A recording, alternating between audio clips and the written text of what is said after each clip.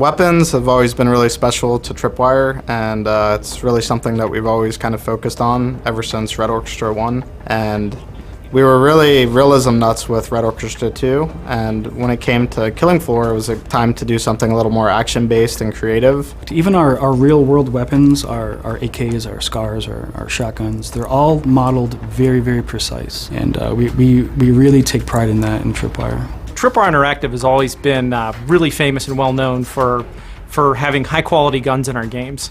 Part of this is obviously because, well, we're gun nuts. But beyond that, we feel like in a first-person shooter game, the primary way that a player interacts with the game is with their weapon. So for us, we want to make sure that the weapons are as immersive and as enjoyable as possible for the player. For Killing Floor 2, what we really want to do with weapons is what would be fun to kill the Zeds with.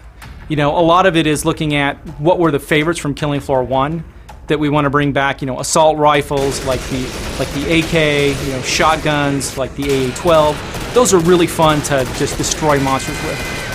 The first thing we do is we look at each perk and what is the perk about, because some perks inherently are more about real-world weapons, some are more about fictional weapons. Then we look at Killing Floor 1 and that perk and what were people's actual favorites, what were the ones people really loved. Because we want to make sure we don't take anything away from that. But also, we look at what are weapons that would be fun and creative to kill Zeds with. So this brings us into where we're getting maybe some sci-fi weapons, or maybe some, you know, post-apocalyptic hybrid weapons.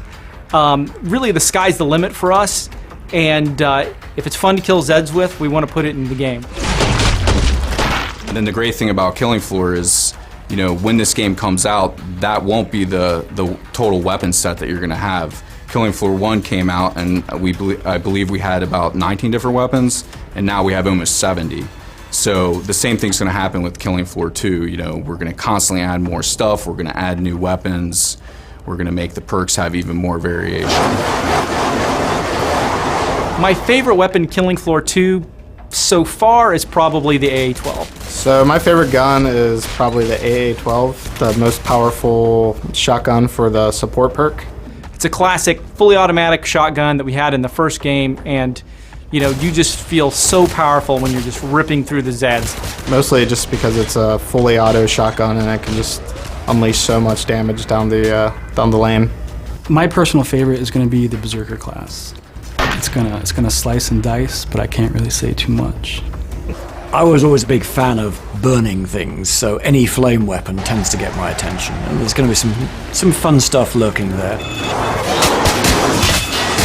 Beyond that, I'm kind of enjoying the commando weapons, but that's always been my style. A good assault rifle, yeah, I can go for those. I'm developing a taste, to my surprise, for the medic weapons, because I was never much of a medic before.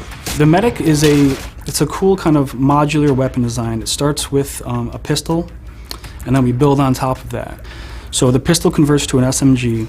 It's reloaded all through the same pistol grip, and then for the SMG to convert to the Tier 3 shotgun, we keep the shroud this time. We remove the barrel, remove the buttstock, and add a new component in the front and back end to create a different weapon. We have Tier 1, Tier 2, Tier 3, Tier 4, and the Tier 4 is the assault rifle, and that's the big piece. So a lot of the medic weapons are going to have glows. Certain components on the gun will glow. The cross is going to glow. Even the scalpel will glow, and the medic grenade itself will glow also. A medic isn't a trained warrior by trade, so anything to help the medic out in the field. So basically, caseless ammo reduces weight greatly in a firearm. So there's no shell eject, so the actual shell itself is the propellant. He can move a little faster. The recoil maybe isn't so extreme. It's like a ease of use type of thing as well. Those are all kind of my thought processes behind that. So when you're looking at iron sights through the optic, all the information you need is there. Your ammo count, your healing dart recharge rate. There's a few other things I'm not going to mention just yet, but they're going to be really, really cool once you use them.